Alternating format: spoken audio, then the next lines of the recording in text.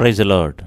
ಕರ್ತನಾದ ಯೇಸುವಿನ ನಾಮದಲ್ಲಿ ಪುನರಾವರ್ತಿ ನಿಮ್ಮೆಲ್ಲರನ್ನ ದೇವರ ವಾಕ್ಯ ಧ್ಯಾನಕ್ಕೋಸ್ಕರ ಸ್ವಾಗತವನ್ನು ಮಾಡುವಂಥವರಾಗಿದ್ದೇವೆ. ಪ್ರಿಯ ಸಹೋದರ ಸಹೋದರಿಯರೇ, ನಾವು ಕಳೆದ ವಿಡಿಯೋದಲ್ಲಿ ಸುಳ್ಳು ಬೋಧಕರು, ಫಾಲ್ಸ್ ಟೀಚರ್ಸ್ ಅಂತ ಹೇಳಿದ್ರೆ ಯಾರು ಅಂತೇಳಿ ಒಂದು ಇಂಟ್ರಡಕ್ಷನ್ ಮೆಸೇಜನ್ನು ನಾವೀಗಾಗಲೇ ಅಪ್ಲೋಡ್ ಮಾಡಿದ್ವಿ.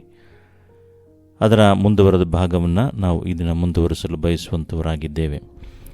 ನೀವು ಮೊದಲನೇ ಭಾಗವನ್ನು ಯಾರು ಕೇಳಿಲ್ಲ ಅವ್ರು ಕೇಳೋದಾದರೆ ಇದರ ಕಂಟಿನ್ಯೂಟಿ ಏನಿದೆ ಇದು ಸುಲಭವಾಗಿ ನಿಮಗೆ ಅರ್ಥ ಆಗುವಂಥದ್ದಾಗಿದೆ.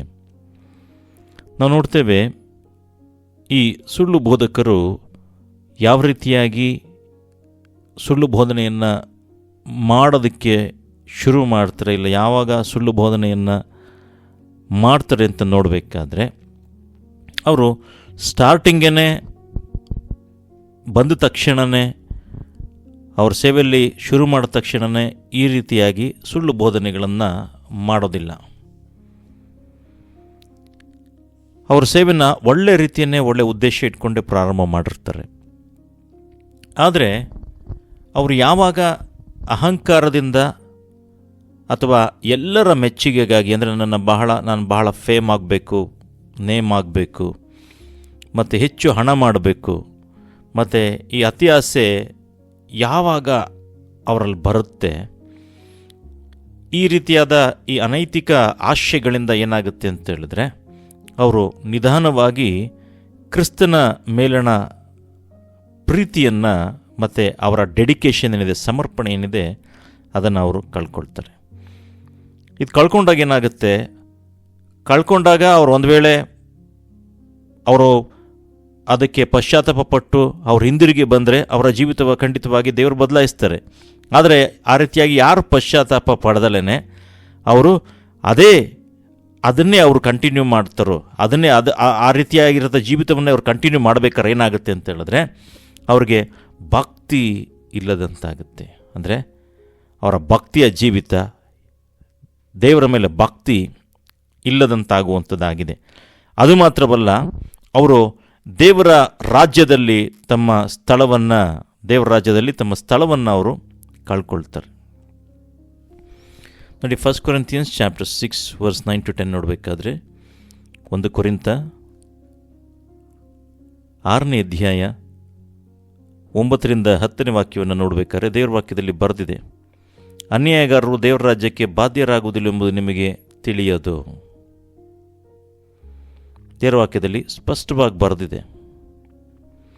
ಮೋಸ ಹೋಗಬೇಡ್ರಿ, ಜಾರರು, ವಿಗ್ರಹಾರಾಧಕರು, ವ್ಯಭಿಚಾರಿಗಳು, ವಿಟರು, ಪುರುಷಗಾಮಿಗಳು, ಕಳ್ಳರು, ಲೋಭಿಗಳು, ಕುಡಿಕರು, ಬೈಯುವವರು, ಸುಲುಕೊಳ್ಳುವವರು ಇವರೊಳಗೆ ಒಬ್ಬರಾದರೂ ದೇವರ ರಾಜ್ಯಕ್ಕೆ ಬಾಧ್ಯರಾಗುವುದಿಲ್ಲ ಅಂತೇಳಿ ಬೈಬಲ್ನಲ್ಲಿ ಸ್ಪಷ್ಟವಾಗಿ ಬರೆದಿರೋದನ್ನು ನೋಡ್ತೇವೆ. ಅಂದರೆ ಇಲ್ಲಿ ನಾವು ನೋಡಬೇಕಾದ್ರೆ ಸುಲುಕೊಳ್ಳುವವರು, ಅನ್ಯಾಯಗಾರರು ದೇವರ ರಾಜ್ಯಕ್ಕೆ ಬಾಧ್ಯಸ್ಥರಾಗೋದಿಲ್ಲ ಅಂತೇಳಿ ದೇವರ ವಾಕ್ಯದಲ್ಲಿ ಬರೆದಿದೆ. ಹಾಲೆಲೂಯ. ನೋಡಿ, ದೇವರ ವಾಕ್ಯದಲ್ಲಿ ಸ್ಪಷ್ಟವಾಗಿ ಬರೆದಿದೆ. ಗಲಾಟಿಯನ್ಸ್ ಚಾಪ್ಟರ್ 5, ಗಲಾತ್ಯ 5ನೇ ಅಧ್ಯಾಯ 19ರಿಂದ 21ನೇ ವಾಕ್ಯ ನೋಡಬೇಕಾದ್ರೆ ದೇವರ ವಾಕ್ಯದಲ್ಲಿ ಬರೆದಿದೆ. ನೋಡಿ, ಶರೀರಬಹುದ ಕರ್ಮಗಳು ಪ್ರಸಿದ್ಧವಾಗಿಯೇ ಅವೆ.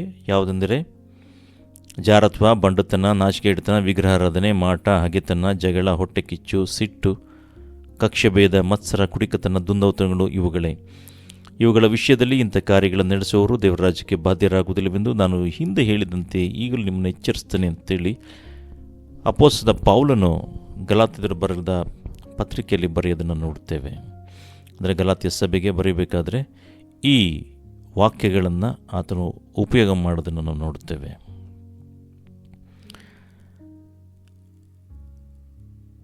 ನೋಡಿ, ಇವರು ಪರಿಣಾಮಕಾರಿಯಾಗಿ ಏನು ಮಾಡ್ತಾರೆ ಅಂತ ಹೇಳಿದ್ರೆ, ಇವರು ಎಫೆಕ್ಟಿವ್ ಆಗಿ ಅವರು ವೇಷ ಹಾಕ್ಕೊಳ್ತಾರೆ. ವೇಷ ಹಾಕ್ಕೊಳ್ಳೋದು ಮಾತ್ರವಲ್ಲ, ಇವರು ದೇವರ ಮಾರ್ಗವನ್ನು ಯಾವಾಗ ಬಿಡ್ತಾರೆ, ದೇವರ ಮಾರ್ಗದಲ್ಲಿ ಯಾವಾಗ ಇಲ್ದಲೇ ಹೋಗ್ತಾರೆ, ಆವಾಗ ಏನಾಗ್ತಾರೆ ಅಂತ ಹೇಳಿದ್ರೆ ಇವರು ಸೈತಾನನ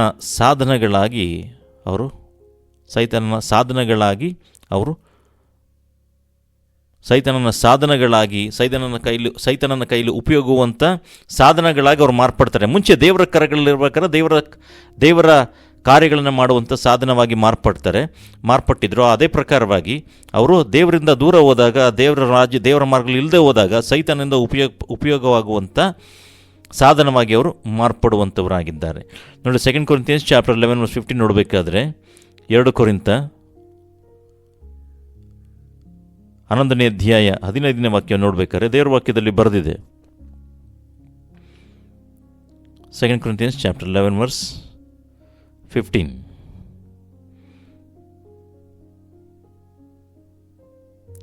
ಅವನ ಸೇವಕರು ಸಹ ನೀತಿಗೆ ಸೇವಕರಾಗಿ ಕಾಣಿಸಿಕೊಳ್ಳುವುದಕ್ಕೆ ವೇಷ ಹಾಕಿಕೊಳ್ಳುವುದು ದೊಡ್ಡದಲ್ಲ, ಅವರ ಅಂತ್ಯಾವಸ್ಥೆಯು ಅವರ ಕೃತ್ಯಗಳಿಗೆ ತಕ್ಕ ಹಾಗೆಯೇ ಆಗುವುದು ಅಂತೇಳಿ ದೇವರ ವಾಕ್ಯದಲ್ಲಿ ಬರೆದಿರೋದನ್ನು ನಾವು ನೋಡ್ತೇವೆ. ನೋಡಿ, ನಾವು ಚೆನ್ನಾಗಿ ಅರ್ಥ ಮಾಡ್ಕೊಳ್ಬೇಕು. ಈ ರೀತಿಯಾಗಿ ಅವರು ಯಾವಾಗ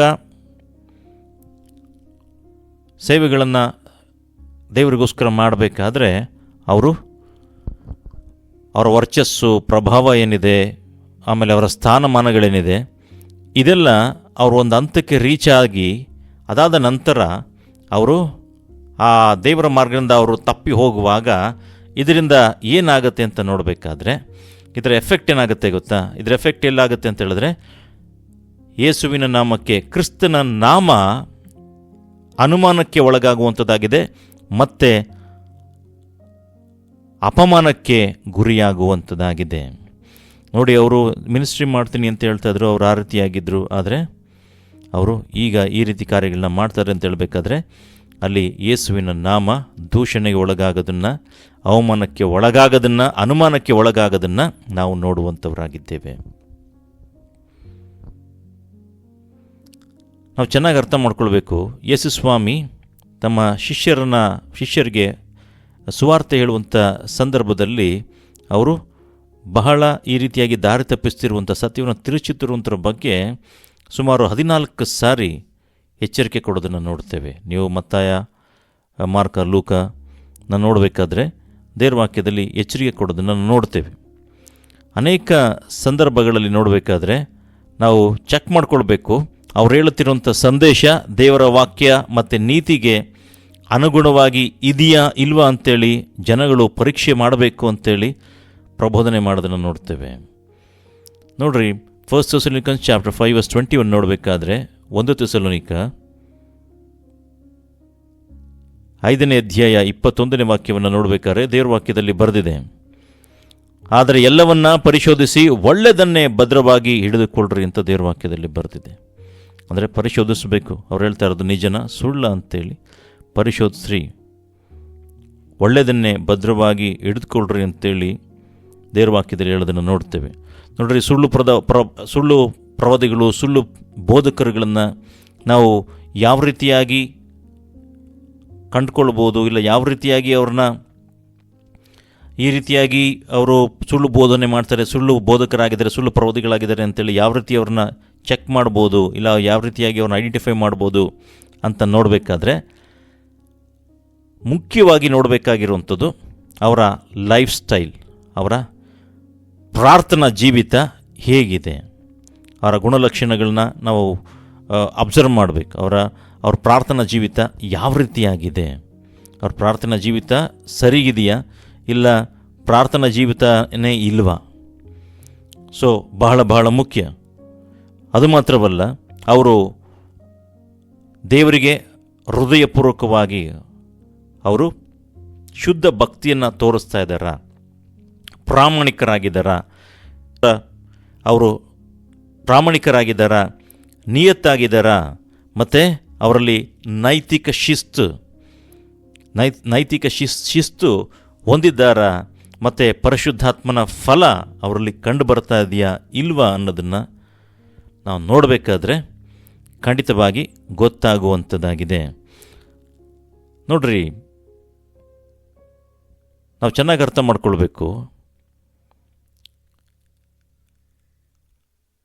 ಅವರು ಅಧರ್ಮವನ್ನು ದ್ವೇಷ ಮಾಡುವಂಥವರಾಗಿದ್ದಾರೆ, ಅಧರ್ಮವನ್ನು ದ್ವೇಷಿಸುವಂಥವರಾಗಿದ್ದಾರೆ, ಧರ್ಮವನ್ನು ಪ್ರೀತಿಸುವಂಥವರಾಗಿದ್ದಾರೆ. ಅದು ಮಾತ್ರವಲ್ಲ, ಪಾಪದ ವಿರುದ್ಧವಾಗಿ ಅವರು ಬೋಧನೆ ಮಾಡ್ತಾರೆ, ಪಾಪದ ವಿರುದ್ಧವಾಗಿ ಬೋಧನೆ ಮಾಡ್ತಾರೆ. ಅದು ಮಾತ್ರವಲ್ಲ, ಅವರ ಪರ್ಸ್ನಲ್ ಲೈಫ್ ಏನಿದೆ ಇದು ಎಲ್ಲ ರೀತಿಯ ಪಾಪದಿಂದ ಇದು ದೂರವಾಗಿರುತ್ತೆ. ಅವರ ವೈಯಕ್ತಿಕ ಜೀವಿತ ಯಾವ ರೀತಿಯಾಗಿರುತ್ತೆ ಅಂತ ನೋಡಬೇಕಾದ್ರೆ ಎಲ್ಲ ರೀತಿಯಾದಂಥ ಪಾಪದ ಜೀವಿತದಿಂದ ಅವರೇನಾಗಿರ್ತಾರೆ, ದೂರವಾಗಿರ್ತಾರೆ. ಈ ಎಲ್ಲ ಸಂಗತಿಗಳನ್ನು ಅಬ್ಸರ್ವ್ ಮಾಡಬೇಕು. ಎಲ್ಲ ಸಂಗತಿಗಳನ್ನು, ಗುಣಲಕ್ಷಣಗಳನ್ನ ಅಬ್ಸರ್ವ್ ಮಾಡಿದಾಗ ಅವರು ನಿಜವಾಗೂ ಒಳ್ಳೆ ಬೋಧಕರ ಇಲ್ಲ ಸುಳ್ಳು ಬೋಧಕರ, ಅವರ ಲೈಫ್ ಏನಿದೆ ಅದು ನಿಮಗೆ ತಿಳಿಯಪಡಿಸುವಂಥದ್ದಾಗಿದೆ. ಅದಕ್ಕೋಸ್ಕರನೇ ಅವ್ರು ಹೇಳುವಂಥ ಮಾತುಗಳು, ಅವರ ಹೇಳುವಂಥ ಟೀಚಿಂಗ್ಸ್ಗಳೇನಿದೆ ಅದನ್ನು ಅವ್ರ ಲೈಫ್ನ ನೀವೇನು ಮಾಡಿ ಅಂತ ಹೇಳಿದ್ರೆ ಟ್ಯಾಲಿ ಮಾಡಿ ನೋಡ್ರಿ. ಟ್ಯಾಲಿ ಮಾಡಿ ನೋಡಿದ್ರೆ ನಿಮಗೆ ಅರ್ಥ ಆಗುತ್ತೆ ಅವ್ರು ಹೇಳ್ತಾ ಇರೋವಂಥ ಬೋಧನೆ ನಿಜವಾಗಿದೆಯಾ ಇಲ್ವಾ, ಇಲ್ಲ ಕಲಬೆರಕೆ ಆಗಿದೆಯಾ ಏನು ಅಂತೇಳಿ ನಿಮಗೆ ಚೆನ್ನಾಗಿ ಅರ್ಥ ಆಗುವಂಥದ್ದಾಗಿದೆ. ಹಲ್ಲೆಲೂಯಾ. ನೋಡಿ, ದೇವ್ರ ವಾಕ್ಯ ಹೇಳುವಂಥದ್ದಾಗಿದೆ, ನಾವು ಚೆನ್ನಾಗಿ ವಿವೇಚಿಸಬೇಕು. ಈ ಲೀಡರ್ಸ್ ಯಾರಿರ್ತಾರೆ ಈ 4 ಸಂಗತಿಗಳನ್ನು ಯಾವಾಗಲೂ ಮಾಡಲು ಬಯಸ್ತಾರೆ. ಈ 4 ಸಂಗತಿಗಳನ್ನು ಮಾಡಲು ಬಯಸ್ತಾರೆ. ಏನು ಅಂತ ಹೇಳಿದ್ರೆ, ಫಸ್ಟು ಎಲ್ಲದಕ್ಕಿಂತ ಹೆಚ್ಚಾಗಿ ಅವರು ಕ್ರಿಸ್ತನನ್ನು ಸನ್ಮಾನಿಸುವಂಥದ್ದನ್ನು ಬಯಸ್ತಾರೆ. ಎಲ್ಲದಕ್ಕಿಂತ ಹೆಚ್ಚಾಗಿ ಅವರು ಕ್ರಿಸ್ತನನ್ನು ಸನ್ಮಾನಿಸಲು ಬಯಸುವಂಥವರಾಗಿದ್ದಾರೆ. ನೋಡ್ರಿ, 2 ಕೊರಿಂಥಿಯಸ್ 2 ಕೊರಿಂಥ 8ನೇ ಅಧ್ಯಾಯ 23ನೇ ವಾಕ್ಯವನ್ನು ನೋಡಬೇಕಾದ್ರೆ ದೇವರ ವಾಕ್ಯದಲ್ಲಿ ಬರೆದಿದೆ, ತೀತನನ್ನು ಕುರಿತು ಕೇಳುತ್ತೀರೋ, ಅವನು ನನ್ನ ಪಾಲುಗಾರನು, ನಿಮ್ಮ ಪ್ರಯೋಜನಕ್ಕಾಗಿ ನನಗೆ ಸಹಕಾರಿಯಾಗಿದ್ದಾನೆ. ಆ ಸಹೋದರನ ಕುರಿತು ಕೇಳುತ್ತೀರೋ, ಅವರು ಸಭೆಗಳಿಂದ ಕಳುಹಿಸಲ್ಪಟ್ಟವರು, ಕ್ರಿಸ್ತನ ಮಹಿಮೆಯನ್ನು ಪ್ರಕಾಶಪಡಿಸುವವರಾಗಿದ್ದಾರೆ. ಕ್ರಿಸ್ತನ ಮಹಿಮೆಯನ್ನು ಪ್ರಕಾಶಪಡಿಸುವವರು ಆಗಿದ್ದಾರೆ. ಅದು ಮಾತ್ರವಲ್ಲ, ದೇವರ ವಾಕ್ಯದಲ್ಲಿ ಬರೆದಿದೆ,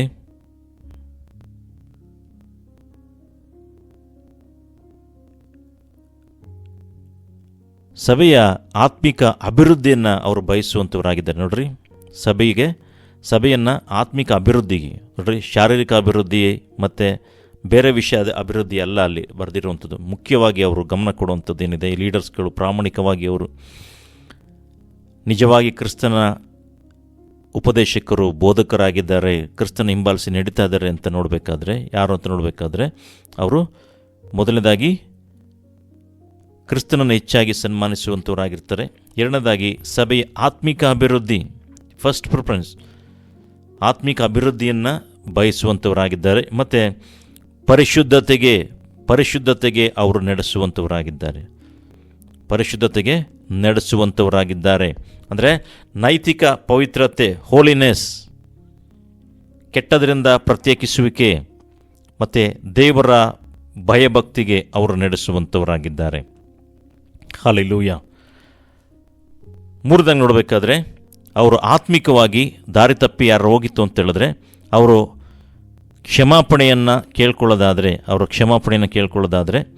ಮತ್ತು ಅವರು ವೈಯಕ್ತಿಕವಾಗಿ ಮತ್ತೆ ತಿರುಗಿ ಬರ್ತೀನಿ ಅಂತ ಹೇಳಿದ್ರೆ, ಮತ್ತು ದೇವರೊಂದಿಗೆ ನಾನು ಮತ್ತೆ ವೈಯಕ್ತಿಕವಾಗಿ ನಾನು ದೇವರೊಂದಿಗೆ ಅನ್ಯೋನ್ಯತೆ ಬಯಸ್ತೀನಿ ಅಂತ ನೋಡಬೇಕಾದ್ರೆ, ಆ ರೀತಿ ಇತ್ತು ಅಂತ ಹೇಳಿದ್ರೆ ಅವರಿಗೆ ಅವಕಾಶಗಳನ್ನು ಕೊಡ್ತಾರೆ, ಅವ್ರನ್ನ ಕ್ಷಮಿಸ್ತಾರೆ, ಅವ್ರನ್ನ ಮತ್ತೆ ಬೆಳಕಿನಲ್ಲಿ ಅವರು ನಡೆಸಲು ಬಯಸುವಂಥವರಾಗಿದ್ದಾರೆ.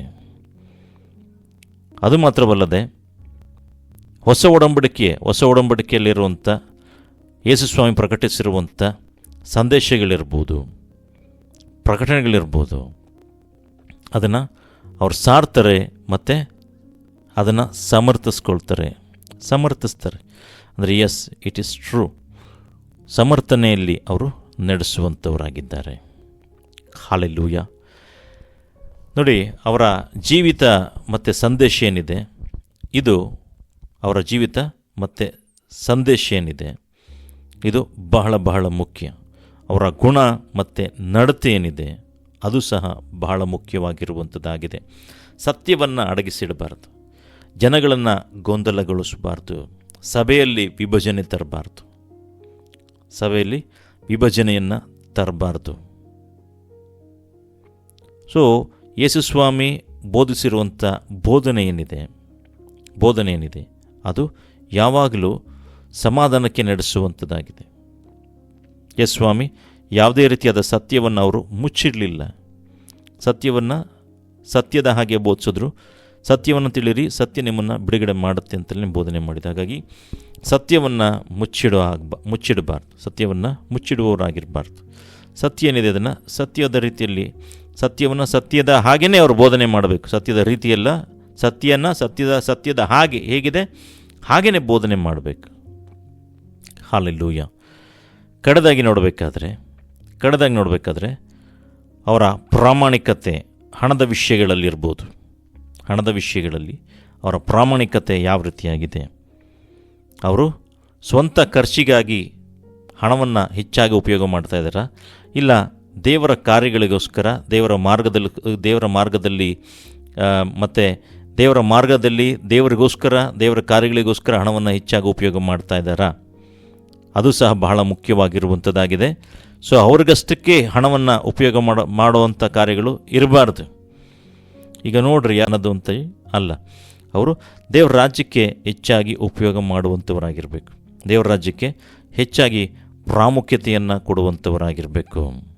ಹಲ್ಲೆಲೂಯಾ. ಅದು ಮಾತ್ರವಲ್ಲ, ನಾವು ನೋಡ್ತೇವೆ 1 ತಿಮೋತಿ ಚಾಪ್ಟರ್ 3 ನೋಡಬೇಕಾದ್ರೆ, 1 ತಿಮೋತಿ 3ನೇ ಅಧ್ಯಾಯ 3ನೇ ವಾಕ್ಯವನ್ನು ನೋಡಬೇಕಾದ್ರೆ ದೇವರ ವಾಕ್ಯದಲ್ಲಿ ಬರೆದಿದೆ, ಅವನು ಕುಡಿದು ಜಗಳವಾಡುವವನು, ಒಡೆದಾಡುವವನು ಆಗಿರಬಾರ್ದು, ಸಾತ್ವಿಕನು, ಕುತರ್ಕ ಮಾಡದವನು, ದ್ರವ್ಯಾಶೀಲದವನು ಆಗಿರಬೇಕು. ಮತ್ತು ತಿಮೋತಿ ಬರೆದ ಪತ್ರಿಕೆ 6ನೇ ಅಧ್ಯಾಯ 9ರಿಂದ 10ನೇ ವಾಕ್ಯದಲ್ಲಿ ಬರೆದಿದೆ. 1 ತಿಮೋತಿ ಚಾಪ್ಟರ್ 6 9-10 ನೋಡಬೇಕಾದ್ರೆ ದೇವರ ವಾಕ್ಯದಲ್ಲಿ ಬರೆದಿದೆ, ಐಶ್ವರ್ಯವಂತರಾಗಬೇಕೆಂದು ಮನಸ್ಸು ಮಾಡುವವರು ದುಷ್ಪ್ರೇರಣೆಯ ಹುರುಳಿನಲ್ಲಿ ಸಿಕ್ಕಿಕೊಂಡು ಬುದ್ಧಿ ವಿರುದ್ಧವಾಗಿಯೂ ಹಾನಿಕರವಾಗಿರುವ ಅನೇಕ ಆಶೆಗಳಲ್ಲಿ ಬೀಳುತ್ತಾರೆ. ಇಂಥ ಆಶೆಗಳು ಮನುಷ್ಯರನ್ನು ಸಂಹಾರ ನಾಶನಗಳಲ್ಲಿ ಮುಳುಗಿಸುತ್ತವೆ. ಹಣದಾಸೆಯು ಸಕಲ ವಿಧದ ಕೆಟ್ಟತನಕ್ಕೆ ಮೂಲವಾಗಿದೆ. ಕೆಲವರು ಅದಕ್ಕಾಗಿ ಆತರಪಟ್ಟು ಅದರಿಂದ ಕ್ರಿಸ್ತ ನಂಬಿಕೆಯನ್ನು ಬಿಟ್ಟು ಅಲೆದಾಡಿ ಅನೇಕ ವೇದನೆಗಳಿಂದ ತಮ್ಮನ್ನು ತೀವಿಸಿಕೊಳ್ಳುತ್ತಾರೆ ಅಂಥೇಳಿ ದೇವರ ವಾಕ್ಯದಲ್ಲಿ ಬರೆದಿದೆ. ಹಲ್ಲೆಲೂಯಾ.